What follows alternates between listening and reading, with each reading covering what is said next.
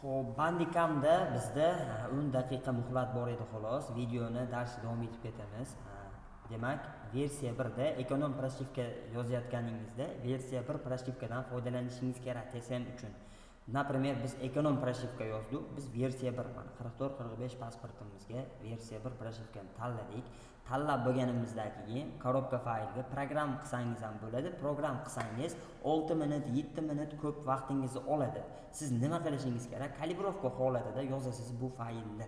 Kalibrovka qilish uchun nima qilasiz? Program ustiga bosasiz, Public with 2 ni bosasiz. Mana bu joyda biz tanlab olgan proshivkani pasportini chiqarib berdi.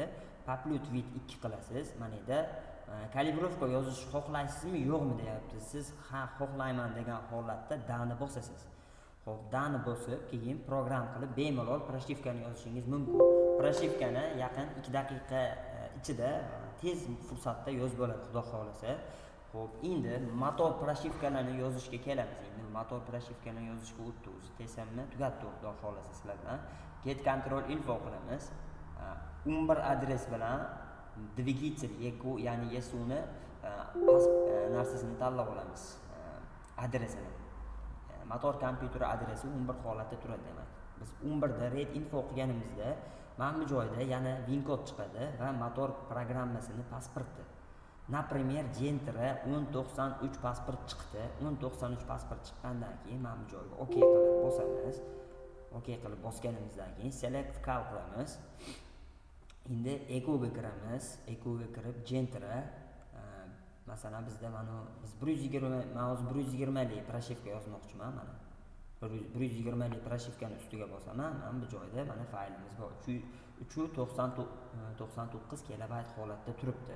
Bu faylni tanlab olaman va program ustiga yana bosib Public with 2 data holatida Public with 2 qilib, ya'ni kalibrovka holatida bu proshivkani bemalol yozishim mumkin. Ham vaqtim ko'p ketkazmayman, ham tez ishim bitadi. Full yozish uchun full programmani nimaga yoziladi okalar? Asosiy mashinadagi programmadagi pasportni o'zgartirmoqchi bo'lsangiz full yozishingiz mumkin okalar. Qolgan holatda polni kalibrovka holatda yozsangiz bo'ladi okalar. Xo'p, demak, dvigatel mana. Endi Cobaltga yozmoqchimiz mana. Cobaltda ham xuddi shu mana bu joyga win kod chiqadi, mana bu joyda pasport chiqadi. Pasport chiqadi-da okalar, masalan, deylo 5150 pasport chiqdi mana bu joyga. 5150 pasport chiqarib berdi bizga Cobalt. OK bosamiz. OK bosib turib, yana select cal ustiga bosib turib, yesuni tanlaymiz. Mana bu joyda Cobalt proshivkalarimiz bor. Xo'p, mana bizda mana hozirgi trenddagi proshivkam uzundagi programmani ustiga bosib tanlab olaman va yana program Public with 2 qilib yana buni yozaman. Bir pasda yoz bo'ladi, bir pasda ishim bitkazib bo'ladi okalar. Xo'p, endi masalan Cobalt odometr bo'yicha, odometr qaytarish bo'yicha, masalan, odometrni qaytarishni men hech kimga tavsiya bermayman. Bu yaxshi ish emas. Lekin men sizlarga bu fursatdan foydalanib Type4 faylni ishlatishni o'rgatib qo'yishim kerak, ya'ni ko'rsatib qo'yishim kerak bo'ladi. Xo'p, Type4 ni chekiramiz mana bu joydan. Просто tak kirsangiz bo'ldi. Adres tanlab o'tirishingiz shart emas обязательно.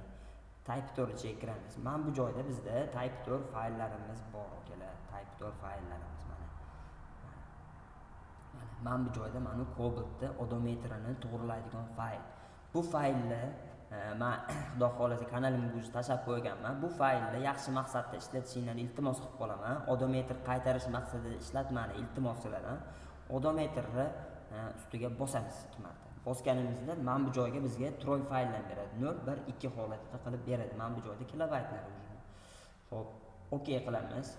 OK qilganimizdan keyin mana bu joyda zamoni yo'q deyapti. Mashinadagi zamok zajgani holati yo'q deyapti. Mana bu joyda next qilamiz. Hozir bizda mashinaga ulanmaganligi sababdan men bu joyda basamni ko'rmayapman degan informatsiya chiqdi bizga. Men bu joyda buni next qilganimizdan keyin mil bilan kamel chiqadi. Xullas o'shani kilometraj holatiga olib turib, ustiga bosib turib, men bu joyda odometrni yozadigan joyda chiqadi. Ya'ni probelni. Probelni yozib turib, men bu joyga next qilganimizda уже mashinamizdagi probeg o'zgarib qolgan bo'ladi akalar, xudo xohlasa. Endi qarang, motor proshivkani masalan yozdinglar, motor proshivkani bunday yozib bo'lganingizdan keyin sizlar обязательно qilishinglar kerak bo'lgan ish nima bo'ladi akalar? Hop, skematikka ichiga kiramiz. Skematikimizni ichiga kirib turib, proshivkani yozib bo'lganimizdan keyin mashinani zavod qilishdan oldin Ravonga kiramiz. Ertorga kirib, dvigatel E83, E83 ga kirganimizda mana bu joyda protsedura chiqadi. Protsedurani ichiga kirganingizda mana bu joyda smesni zibros qiladigan joy bor. Shu joyga обязательно zibros qo'yinglar akalar, smesni.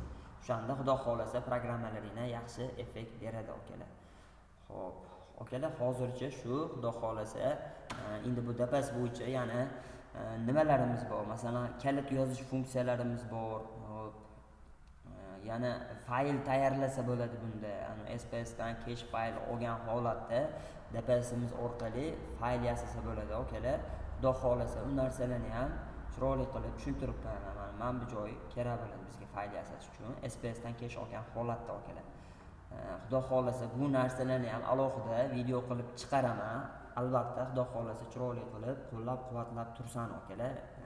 Qo'llab-quvvatlash deganda pul deganim yo'q. Albatta videoga like, podpiska, xudo xolasa chiroyli do'stlarga ulashib qo'ysani, masalan, ro'za Ramazon munosabati bilan chiqaribman. Bu narsani chiqarish menga ham zarur emas, prosta to'lka insoniylik jihatidan xudo xolasa qo'limdan kelgancha video qilib chiqarishga harakat qildim akalar. E'tiboringiz uchun rahmat. Sog' bo'linglar, salomat bo'linglar.